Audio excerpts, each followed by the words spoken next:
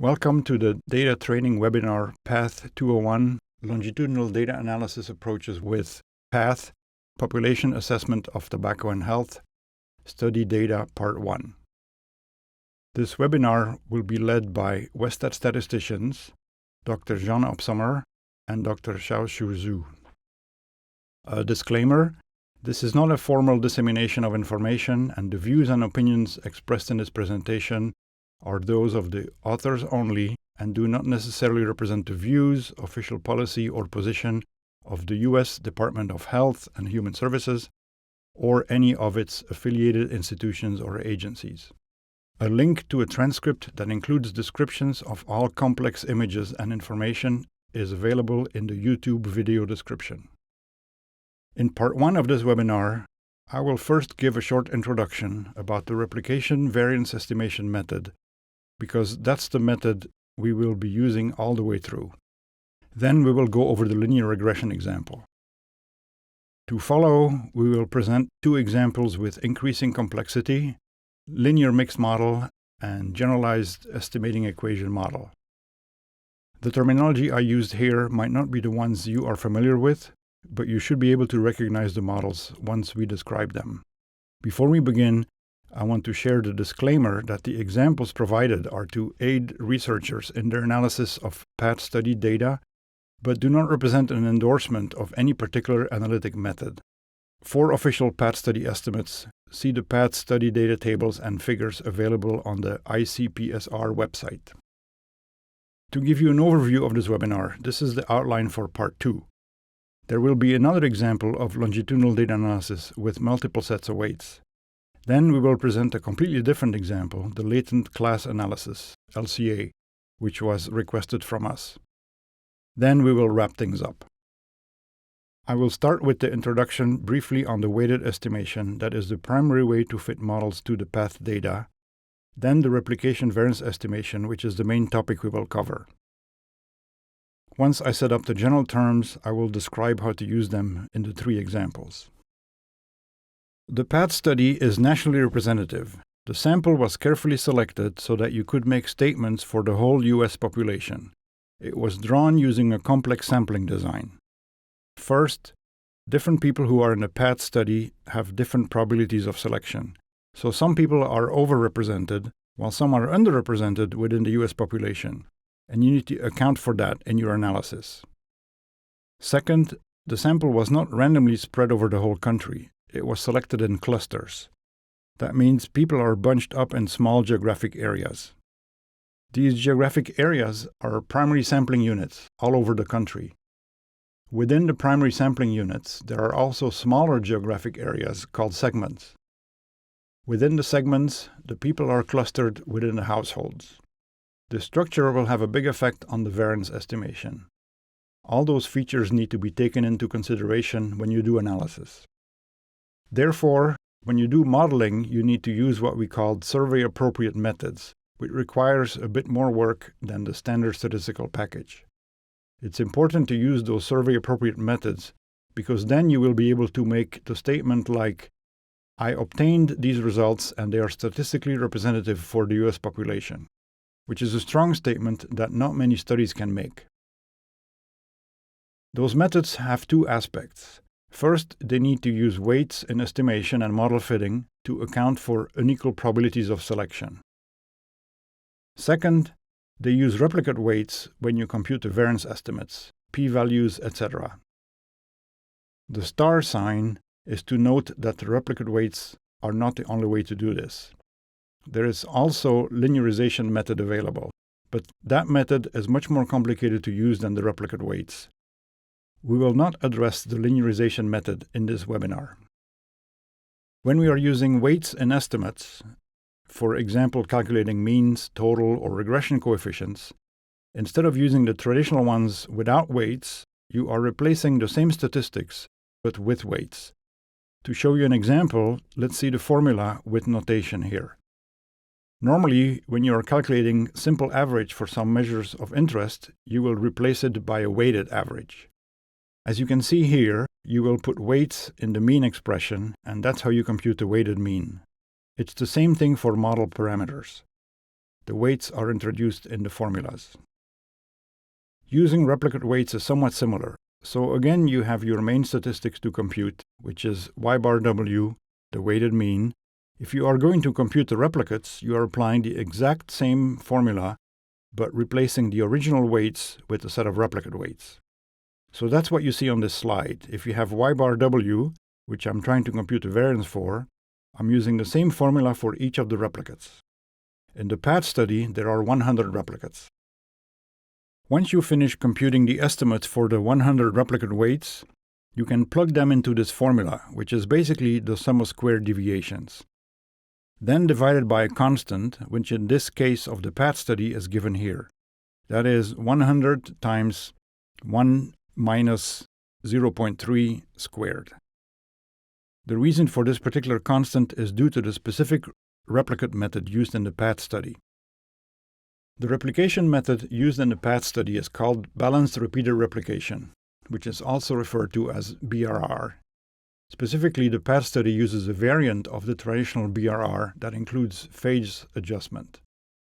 Even if you don't know about this method, you need to make sure to apply the constant when calculating the variance estimate. In general, for most models you would like to fit, you don't need to compute the estimates, such as the point estimates, variance estimates, and p-values yourself. You just need to set up the program to use weights and replicate weights, and the program will automatically calculate them for you. We will show you this in one of the examples. The problem is that the replication method is not available for all analyses, only standard types. We will talk about multiple cases in this webinar where you see various types of analyses you are interested in fitting. However, the software will not automatically do it for you.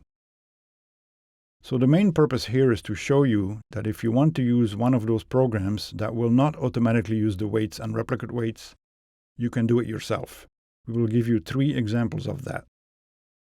The first example is a linear regression, followed by 2 more complicated ones: linear mixed model and generalized estimating equation model. Even if you don't recognize them by their names we use here, you will probably realize they are the models you are familiar with when we go through them. In the linear regression example, we will use SAS. It's one of the procedures where the program, proc surveyreg specifically, knows how to use the weights and replicate weights. It will compute the estimates in one step once you set it up.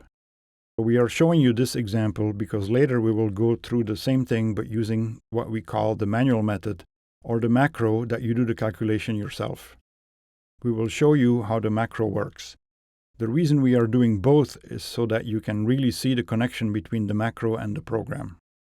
The manual method is trying to implement something that the software should do for you, but it doesn't because the replication method is not implemented yet.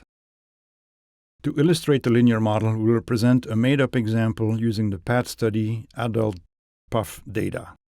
Since most of the variables are categorical in the PUF, here we decide to work with a continuous outcome called tobacco dependence, following a study conducted by Strong and his colleagues in 2017. Previous studies of nicotine dependence mainly focus on cigarette smoking. The PATH study provides an opportunity to examine the dependence across a range of tobacco products using a nationally representative sample. The research question is to examine among current established cigarette users the switching between flavored and non-flavored cigar use from wave 1 to wave 2 impact the degree of tobacco dependence in wave 2. To answer this question, we would like to control some confounding effects, including tobacco dependence at wave 1 and some demographic characteristics. The outcome is the tobacco dependence at wave 2, and the main predictor of interest is the status change of flavored cigar use between wave 1 and wave 2. The predictor is a derived variable with 4 possible levels. For people who kept smoking flavored cigar in the 2 waves, this is the group we call yes, yes. For people who never tried flavored cigar, they are no, no. There are also 2 groups who switched their use status from either flavored to non-flavored, that's yes to no, or the opposite between the waves. We will later show how to derive some of the variables using the PUF data. The 4 control variables included in the analysis are the tobacco dependence at wave 1, age, sex, and race ethnicity. We subset the data to respondents who were current established cigarette users and also have tried cigar at both waves. Here is the definition of the current established cigarette users used in the PATH study. They are respondents who have ever smoked a cigarette, have smoked at least one cigarette product fairly regularly, and currently smoke every day or some days. This condition gives us 709 people for our analysis. All the variables mentioned above are available or could be derived from the PUF data. We will first use proc survey reg, which can include both sampling weights and replicate weights for modeling, and then we will show you another way to handle replicate weights using procglm in a macro. Here we will go into details of the data we used for this example, which can be found at doi.org under ICPSR 36498. We will work with the PATH Wave 1 and Wave 2 PUF data. To subset the data, the two condition variables, i.e., the indicators of the current established cigarette users at each wave, are in the PUF data file already. The outcome variable, tobacco dependence (TD) factor score, is calculated using proc factor and proc score functions based on the correlation matrix of the 16 PATH interview questions. Those questions were retained in the final common tobacco dependence instrument in Strong's study, except for the last item, RO2_AN0A13, which is dichotomous with yes and no response. The other indicators are on a 5-point Likert scale, from 1, not true at all, to 5, very true. We followed the procedure used in the Strong's paper to first recode the 5-point Likert scale to 3 levels and also recoded the no response to value 0 for the dichotomous item. This way, the large factor score reflects a higher degree of tobacco dependence. For the main predictor, RO2R_A_ cigar flav $CX, we first derived the status of flavored cigar used at Wave 1 and Wave 2 separately, based on the responses on the 3 questions pertaining to the use of 3 types of flavored cigar products. Then create the full-level status change variable. Here we choose the group that never used a flavored cigar between the 2 waves as a reference group in the model. To control the baseline of tobacco dependence, we also include the dependence factor score at Wave 1 using the equivalent Wave 1 questions. The demographic variables are available in the Wave 1 PUF. We further coarsen gauge into 6 categories and combined race ethnicity into a full-level variable. The categories of the 3 demographic are shown here. Race ethnicity is comprised of 2 variables. The weights are the Wave 2 adult weights, including the full sampling weights and 100 replicate weights. On this slide, we show the code to derive the status change of the flavored cigar use across waves. The status of flavored cigar use at each wave is called reg flav cigar, and following the similar steps, we create 2 versions at Wave 1 and Wave 2 separately, using the variables I just introduced. As long as the respondent indicates that he or she ever used any type of flavored cigar products during the interview, he or she is considered a flavored cigar user at that wave. Once the 2 use status variables are ready, next we derive the status change variable called RO2R_A_ cigar flav $CX. Value 1 is given to the respondents who constantly use a flavored cigar between the 2 waves. Value 2 is for the group who used a flavored cigar at Wave 1, but switched to non-flavored ones at Wave 2. 3 for the group that never used a flavored cigar in either wave. And 4 for the group that start to try flavored cigar only at Wave 2. Now that we have the derived variables ready, we can set up the model for the analysis. Given the complex survey design, we use proc survey reg function in SAS, which can handle sampling weights as well as replicate weights. I don't know how familiar you are with the SAS procs, so I will briefly introduce every component in this function. In SAS, we always start by specifying the name of the function. Here you can see the function we are using is called proc survey reg. Data statement specifies the name of the input file. In this survey function, we can specify the methods for variance estimation. Here, we tell SAS that we will use BRR method as we explained, with phase coefficient 0.3 as used in the past study. The where statement is used to subset or restrict data. In this current example, we only look at the current established cigarette users at both wave 1 and wave 2. And additionally, those users have responded to their experience with a flavored cigar. The class statement specifies the categorical variables in the model. We can also tell the program which reference group to use with the REF option in the parentheses.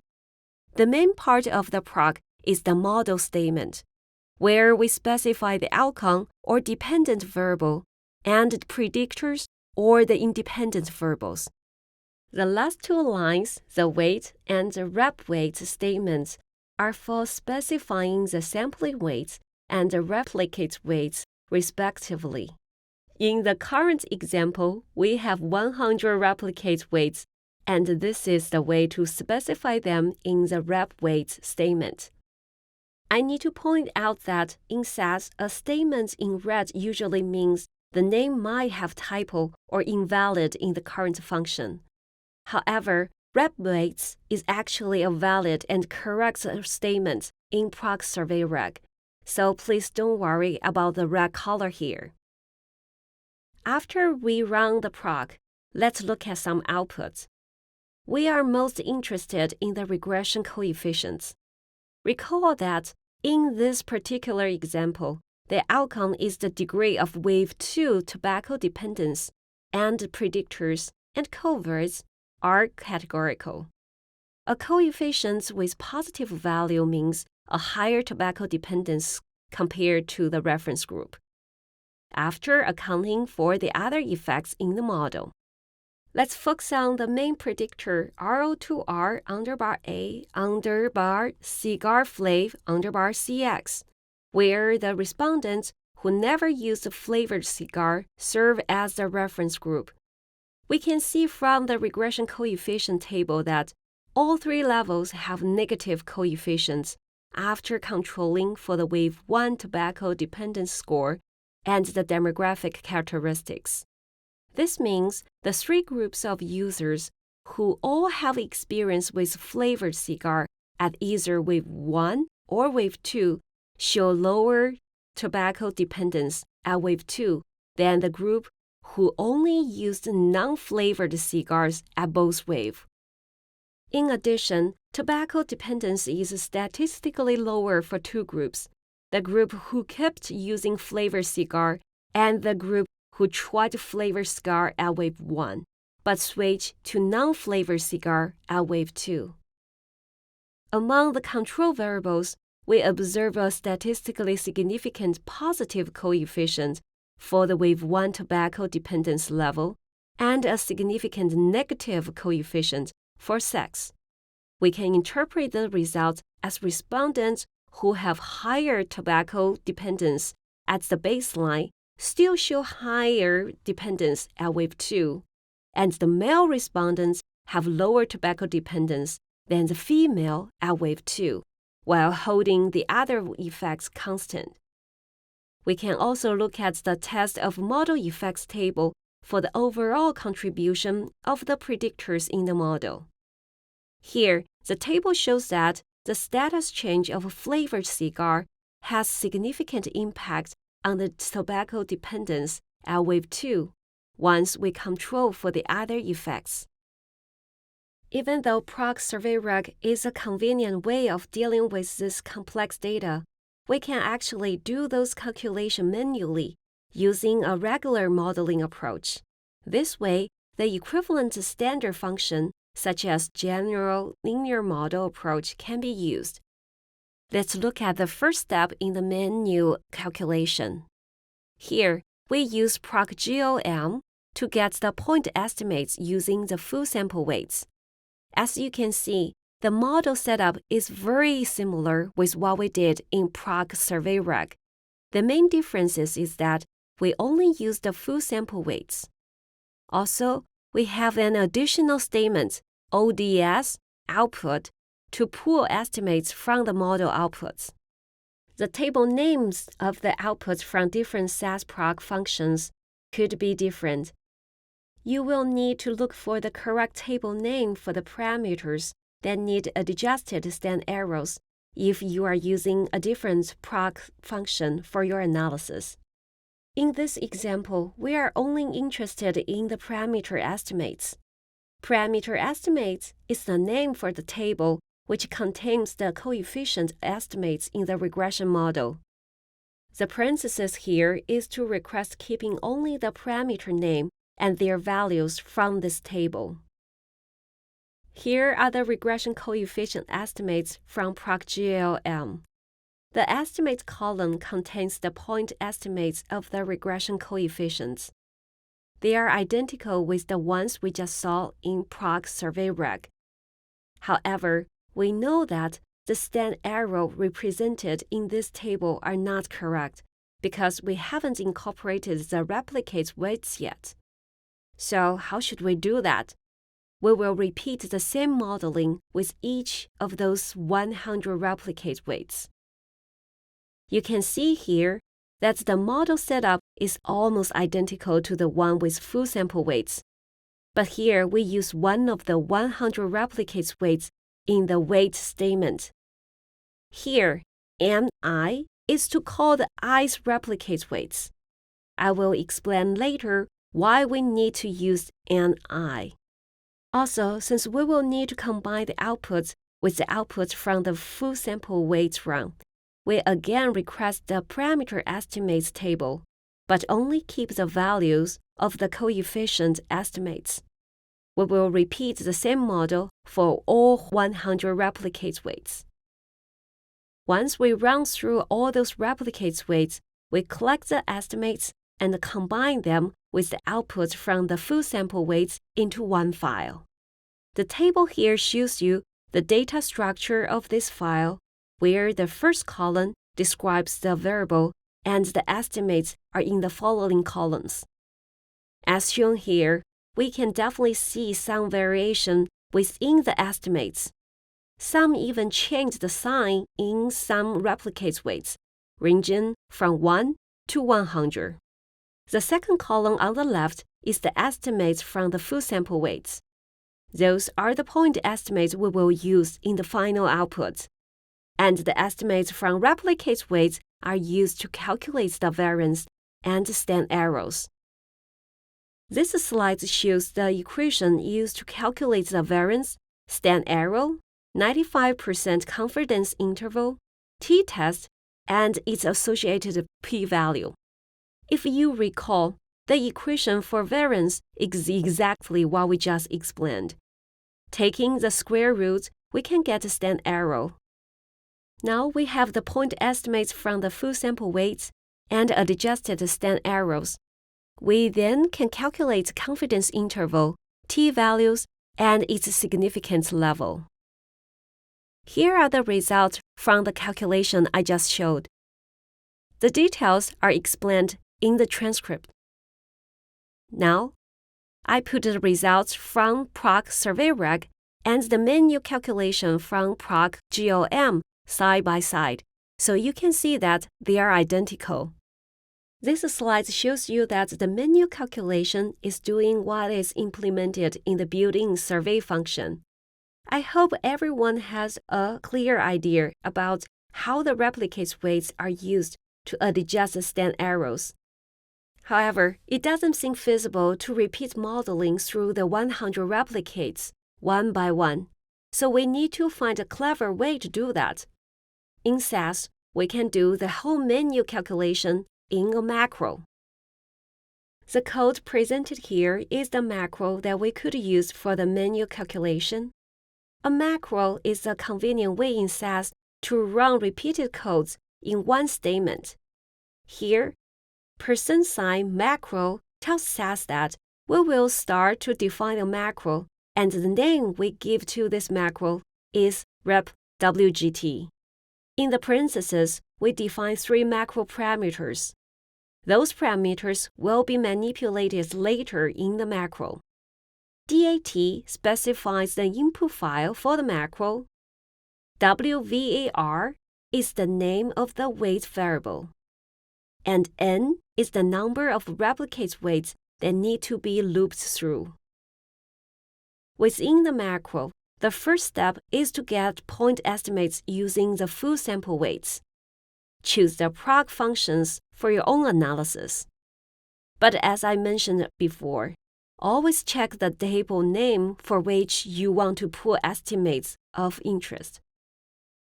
Once we have the model estimates, there is one additional data step that we will need to do some manipulation. Here we rename the variable and create a variable called VAR, which is a placeholder for the variance. Then the major part of this macro is to repeat the same modeling setup for replicate weights.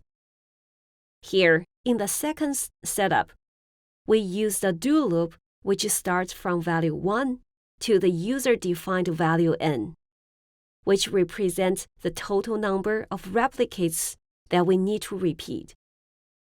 In pass, n equals 100. Within the do loop, we just repeat the same proc function. I put these 2 parts side by side just to show their similarities.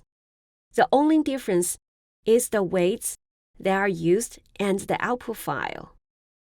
Also, rename the variable name from the replicate weights to merge with the point estimates. On this slide, I copied the second setup from the previous slide to show you the complete do loop run.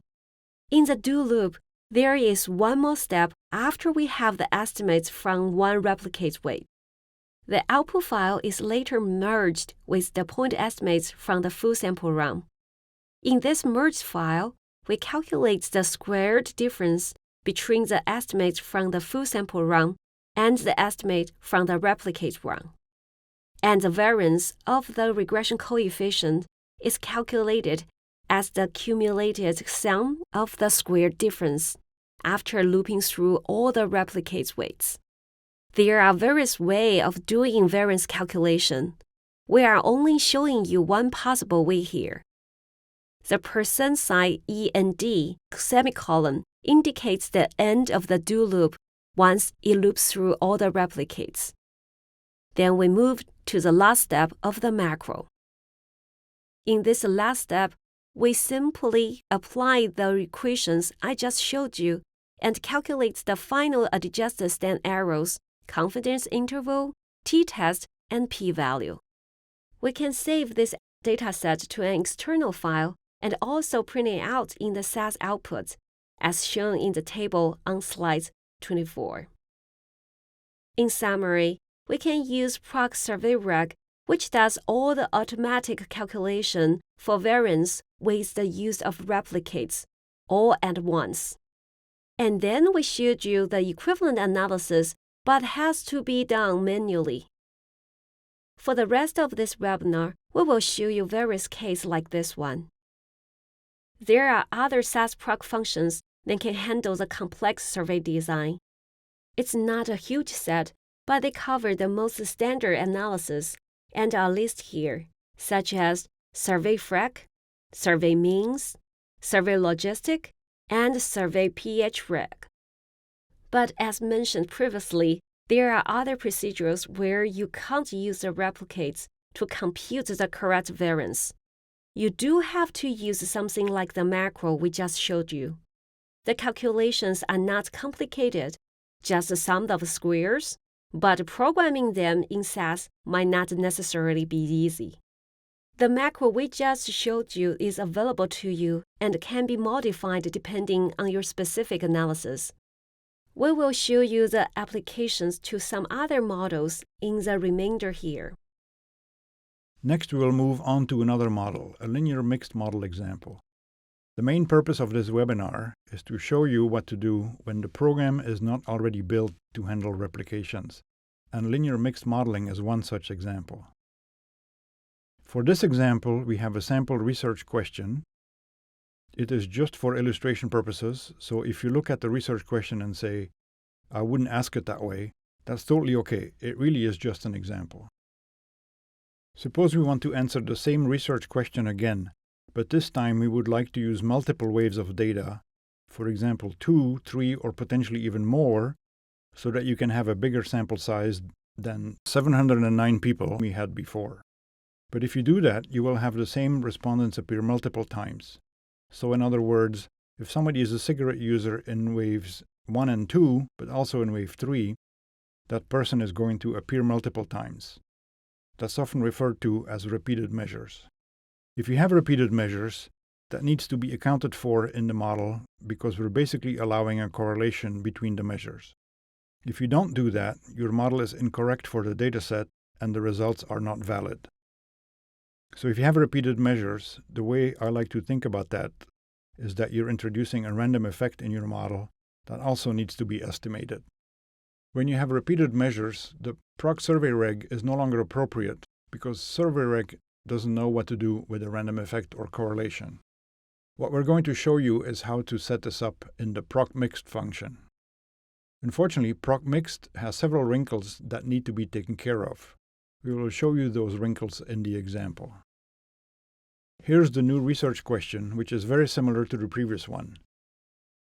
It says, among current established cigarette users, does switching between flavored and non-flavored cigar between waves impact tobacco dependence in the current wave after controlling for those same covariates in the previous wave and demographic characteristics?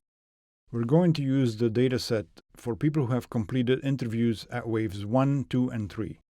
We're going to stack the 3 waves of data together. That way, we can use observations between waves 1 and 2 and then between waves 2 and 3. We now have n equals to 918. We definitely have increased our sample size. But of course, there's now more work to do because if you're combining multiple waves, you need to combine more data sets and need more variables. And the weights we're going to use are adult all-waves weights because these are people that are observed multiple times and not just at 2 time points where we could use single-wave weights. Now, let's look at what variables to use for this example. The data source looks exactly like what we saw in the first example. But now we want to include the equivalence variables from the wave 2 and wave 3 puffs for both outcome, predictors, and control variables, including the latent tobacco dependence factor scores.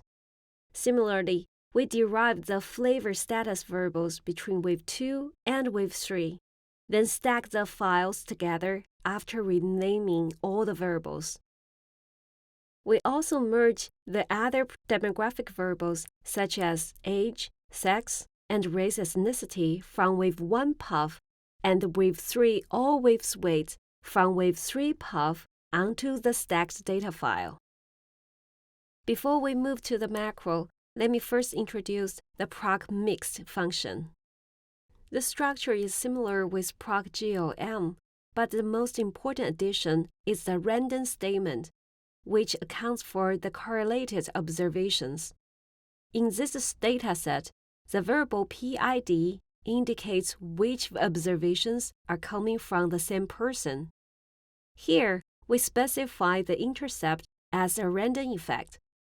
In the model output, we can see that the estimation of the random portion of the model, in addition to the estimates of the fixed effects, such as regression coefficients and their significance tests.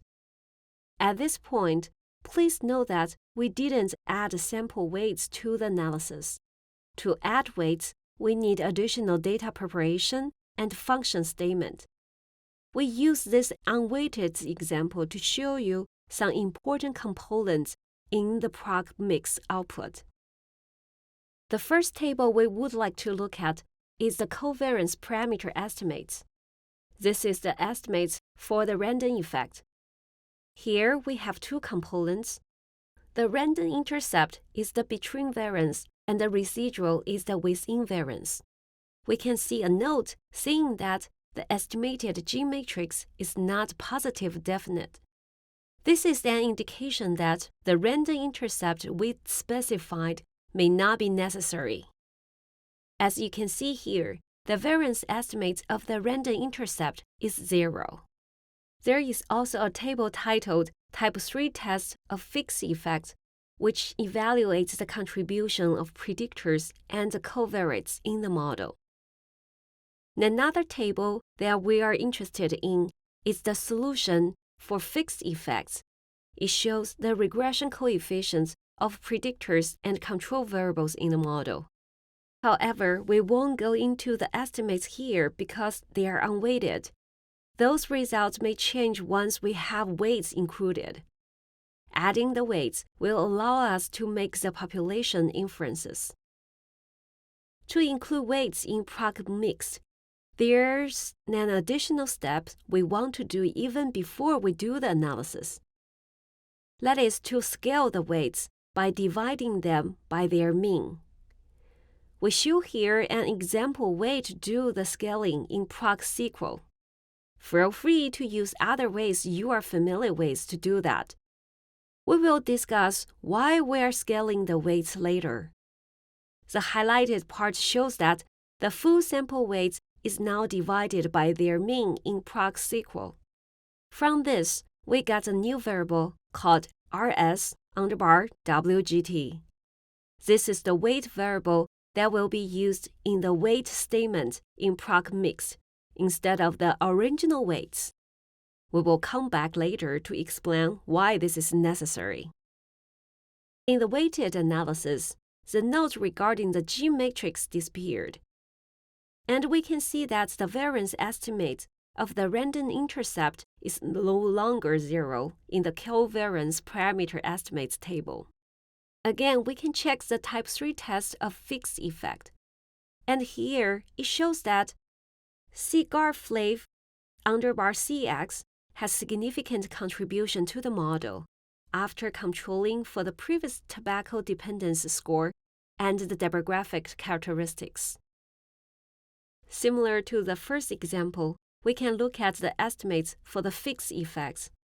However, the SE and the significance test are not correct because we haven't adjusted them by the replicate weights.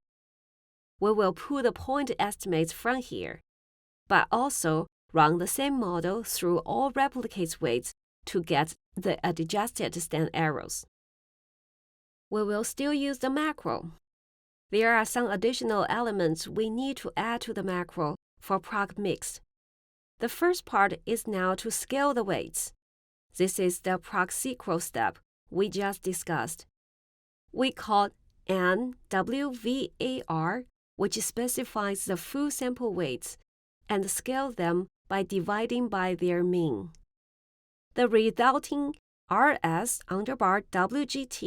is then used in the prog mix function. In prog mix, as you can see, we request to output two tables in the highlighted part. The table solution F is for the regression coefficient estimates for the fixed effects, and the cov-prim is for the variance estimates for the random effects. Accordingly, we can set up the data step to create two separate bins to store the estimates for the random effects and the fixed effects. But the basic steps are similar. We rename the variables, create VAR as a placeholder for variance, and also create a prim variable which stores the name of the fixed effects and their associated levels. I will show you what this column will be like later. The %sign DO loop starts the modeling run for the replicate weights. Again, we also scale each of the replicate weights before the modeling, request estimates for both the fixed effect and the random effect. Following the macro templates in the first example, we will calculate the stand errors and other stands after collecting the estimates from all the replicates. Since the steps are similar with the previous example, I didn't show them again here. Now we can see the output from the macro.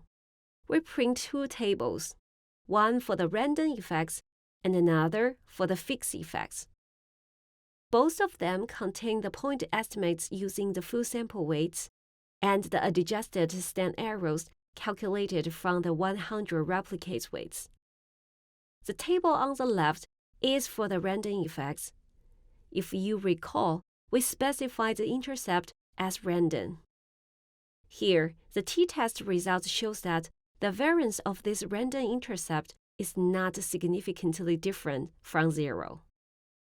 From the confidence interval, you can also see that it contains 0. This result indicates that these random effects may not be necessary. On the fixed effect side, the predictor cigar flav underbar CX shows a significant group difference.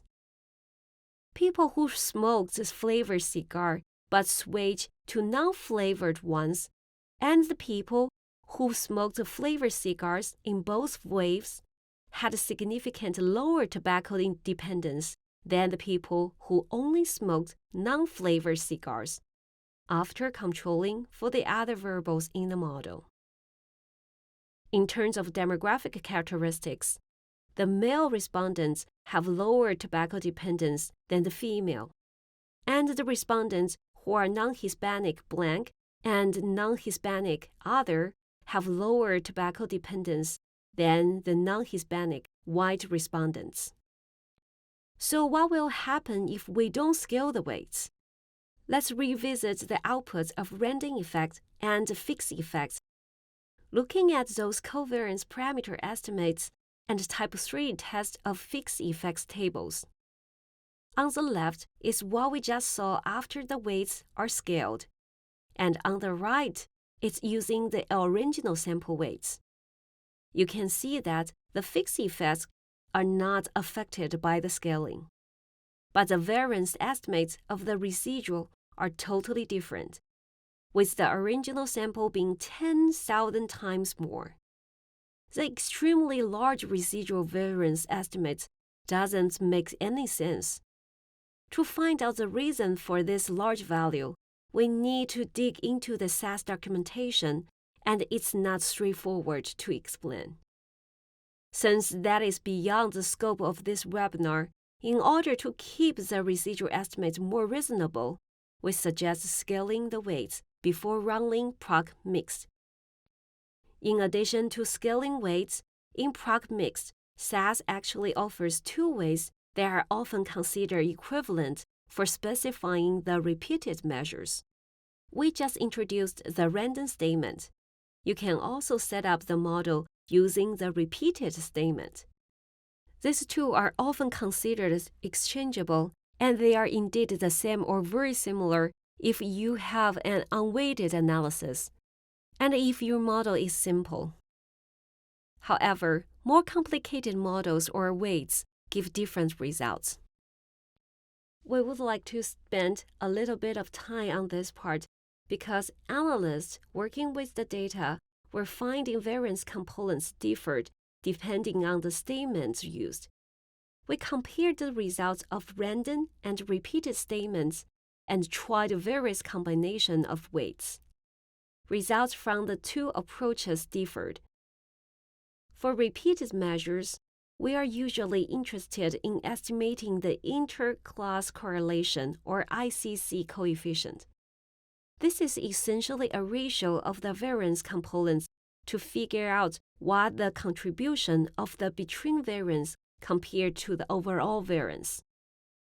In this slide, we would like to show you a highly simplified model that only has an intercept without any covariance.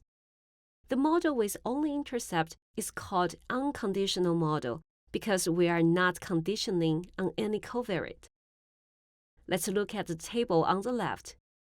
This is what people usually think of random and repeated if we do the unweighted analysis.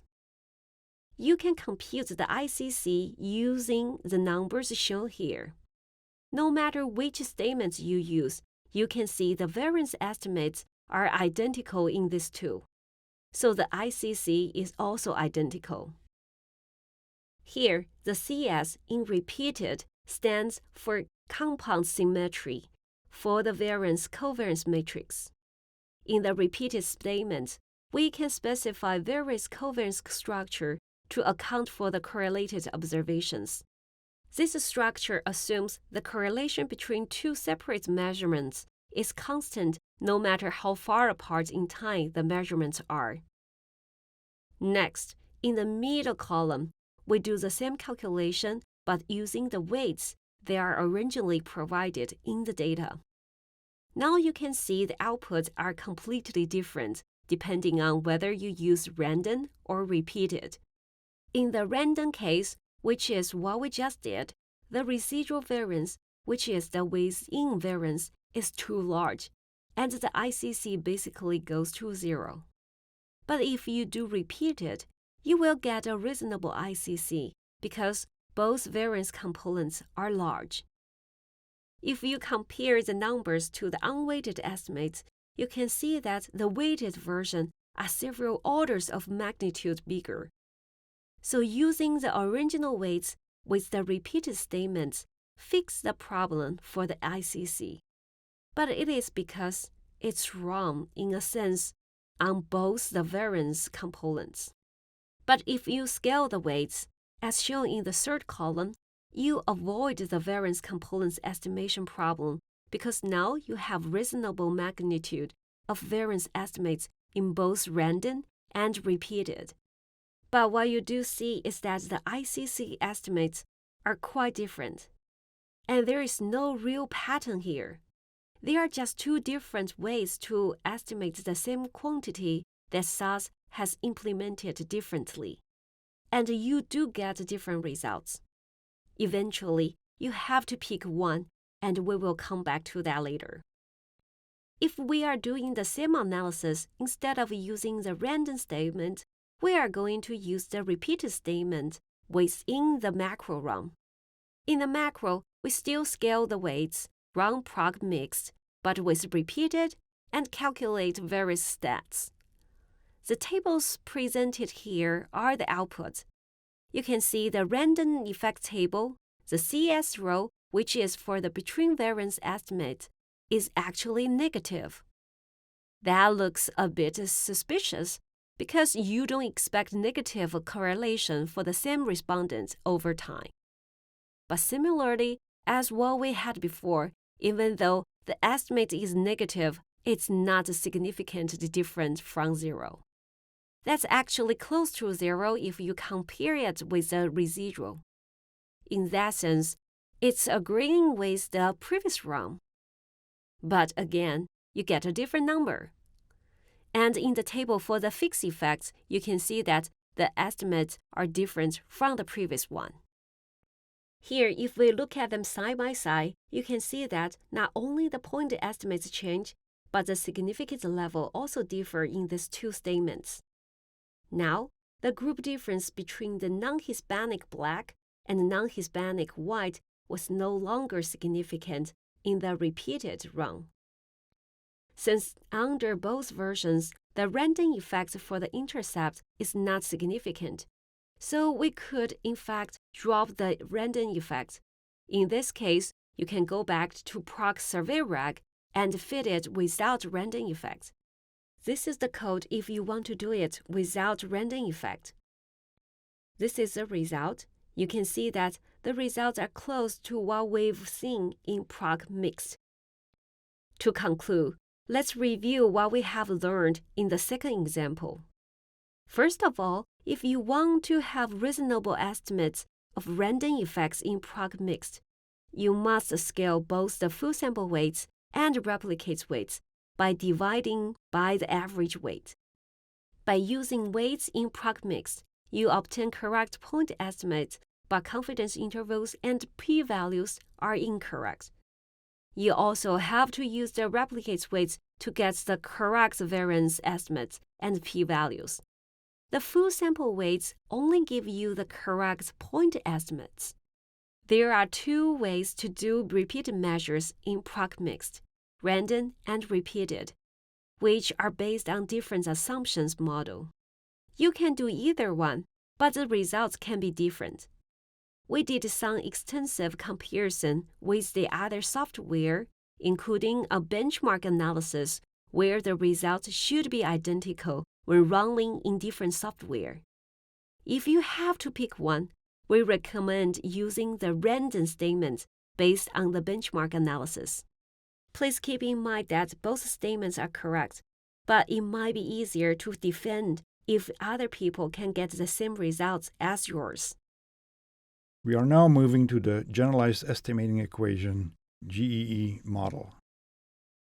In the PATH study, most of the variables are categorical, especially in the main study dataset. In this third example, we will do an analysis for a categorical outcome, and we also want to use multiple waves of data. There is no existing SAS procedure for this type of analysis, so we will use the macro again. The proc we are going to use for this example is called proc-gen-mod. We will describe this model in detail here. But we also want to point out that, depending on how you are setting up your model, you might instead use proc-glim-mix.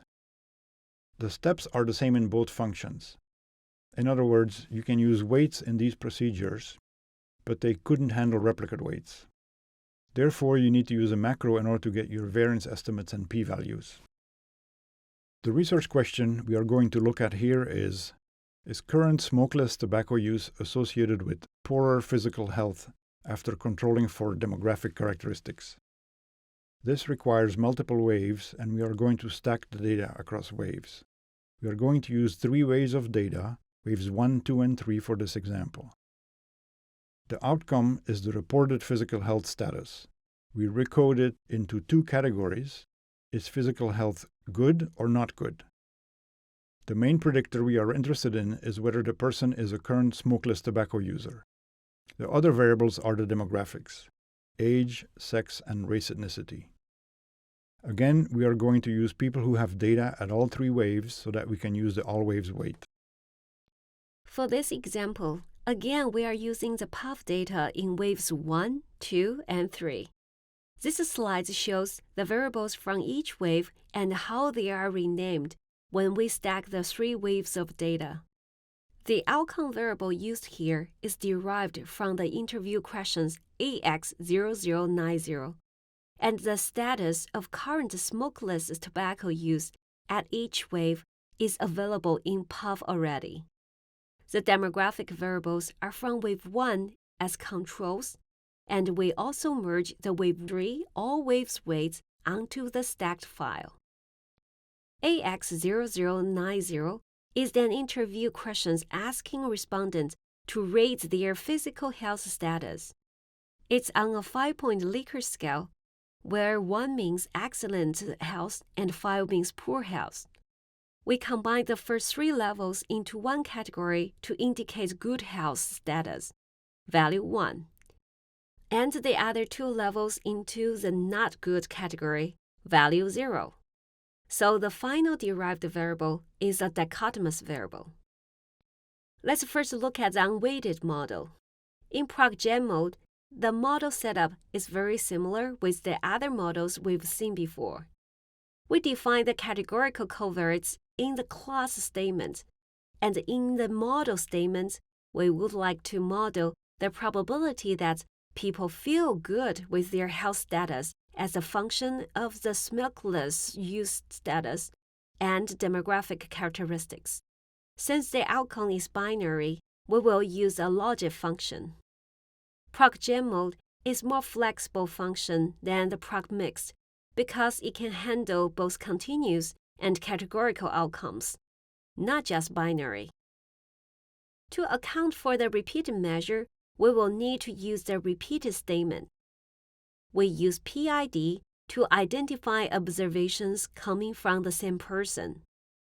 Similar with the repeated statements in prog mix, we need to specify the covariance structure for the repeated measure.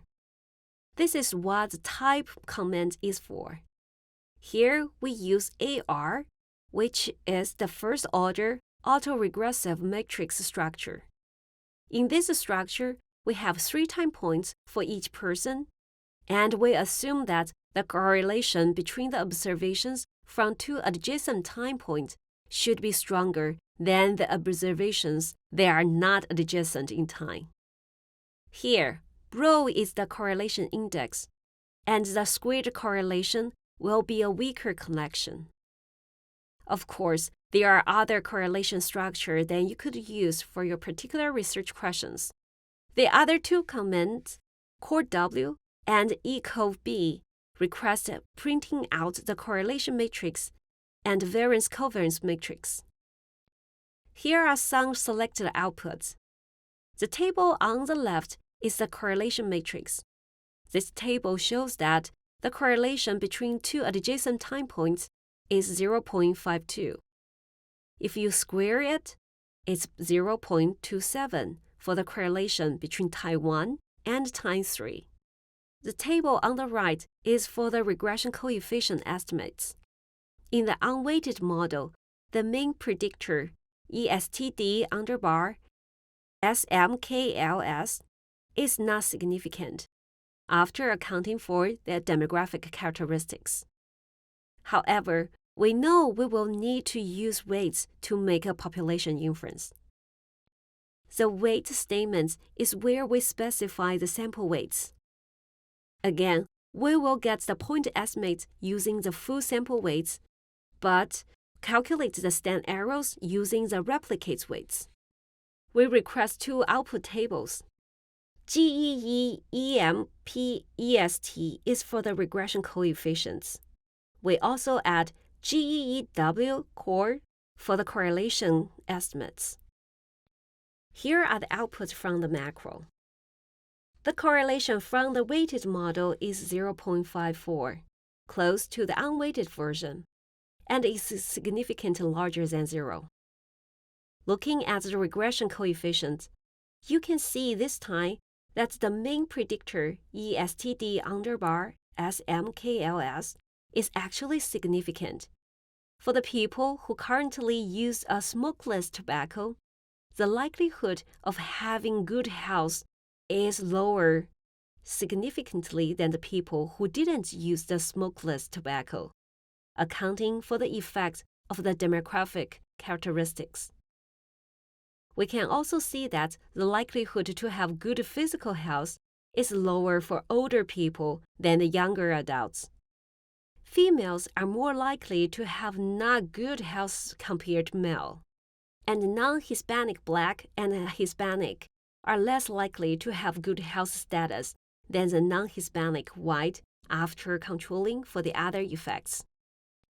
To summarize the example for generalized estimating equation model, we have a more straightforward model setup in prog-gen-mode than in prog-mix. There is no requirement to scale the weights. You can still do that because the estimates for correlation and regression coefficients won't be affected after the weights are scaled. But the model fit indices might change. Also, there is only the repeated statements to account for the correlated observations to specify random effect. You don't need to struggle between 2 possible options. As we mentioned before, it's possible to switch to prog-glin mix to do the similar model. However, we need to point out that the GE model is a marginal model. If you want to specify the equivalent model in prog-glin mix, it requires additional consideration to do it correctly. So just be cautious when you are trying to compare the results from these 2 approaches. Here are some references for today's talk, including the article by Strong et al. To create the tobacco dependence scale used in our examples, as well as the past study user guide. If you have any questions, please send them to the past data user question email account. Past Data Use Questions at westa.com. This presentation is supported with federal funds from the National Institute on Drug Abuse, NIDA, National Institute of Health, NIH, and the Center for Tobacco Products, CTP, Food and Drug Administration, FDA, Department of Health and Human Services, under contract to Westa. Contract number HHSN 271-201-100027C and HHSN 271-201-60001C, and through an interagency agreement between NIH NIDA and FDA CTP.